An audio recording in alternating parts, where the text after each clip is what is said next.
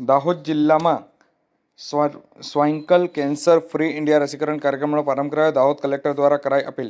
આ તારીખ 12/3/2026 ગુરુવારના રોજ બપોર 12:30 સુધીમાં આપેલ માહિતી અનુસાર દાહોદ જિલ્લામાં સ્વાઇનકલ કેન્સર ફ્રી ઇન્ડિયા અભિયાન અંતર્ગત રસીકરણ કાર્યક્રમનો પ્રારંભ કરવામાં આવ્યો હતો. મહિલાઓમાં સ્વાઇનકલ કેન્સર જેવી ગંભીર બીમારીઓથી બચવા માટે આ રસીકરણ કાર્યક્રમ શરૂ કરવામાં આવ્યો હતો, જેમાં આ અભિયાન અંતર્ગત દાહોદ જિલ્લામાં અત્યાર સુધીમાં 200 જેટલા યુવતીઓને રસી આપવામાં આવી છે. આરોગ્ય વિભાગ દ્વારા જણાવ્યા અનુસાર અત્યાર સુધીમાં રસી લીધા બાદ યુવતીઓમાં કોઈપણ પ્રકારની આડઅસર નોંધાઈ નથી. દાહોદ જિલ્લા કલેક્ટર દ્વારા વાલીઓ અને યુવતીઓને આ રસીકરણ અભિયાનમાં સહભાગી થવા અપીલ કરવામાં આવી હતી. ખાસ કરીને 14 થી 15 વર્ષીય યુવતીઓએ આ રસી લઈ અને પોતાને આરોગ્ય સુરક્ષિત રાખે તેવી અપીલ કરાઈ હતી. આ અભિયાન દ્વારા જિલ્લામાં સ્વાઇનકલ કેન્સર અંગે જાગૃતિ વધારવા અને યુવતીઓના આરોગ્ય સંરક્ષણ માટે વધુ મજબૂત પગલું ભરવામાં આવી રહ્યું છે. ભારત સરકાર અને ગુજરાત સરકારના આરોગ્ય વિભાગ દ્વારા 14 થી 15 વર્ષ વચ્ચેની જો દીકરીઓ છે એમને સર્વાઇકલ કેન્સર ના થાય એના માટે HPV વેક્સિન જો છે એનું કાર્યક્રમ ચાલુ કરવામાં આવેલું છે.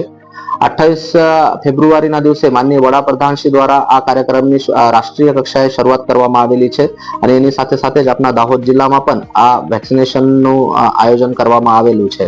તો અહીંયા અત્યાર સુધી લગભગ 200 જેટલા દીકરીઓને વેક્સિન આપવામાં આવેલી છે, જેની કોઈને પણ કોઈ પણ પ્રકારની આડઅસર થવા જોવા મળેલ નથી. તો આ વર્ષમાં લગભગ આપણ 33,000 જેટલા દીકરીઓને આ વેક્સિન આપવા માટે જઈ રહ્યા છે. એ જો કેન્સર છે, સર્વાઇકલ કેન્સર છે કે ગર્ભાશયના મુખના જો કેન્સર છે એનું ભવિષ્યમાં કોઈ પણ પ્રકારે લાગણ ના થાય એના માટે આ રસી છે. એટલા માટે બધા વાલીઓને હું વિનંતી કરું છું કે આપના ઘરમાં 14 થી 15 વર્ષ વચ્ચેની જો દીકરી હશે એમને એ રસી 100% અપાવી દે, જેના થકી મતલબ ભવિષ્યમાં જો આડઅસરો થવાના છે કે ભવિષ્યમાં જો સર્વાઇકલ કેન્સર જેવી જો ગંભીર બીમારી છે એનાથી બચી શકાય.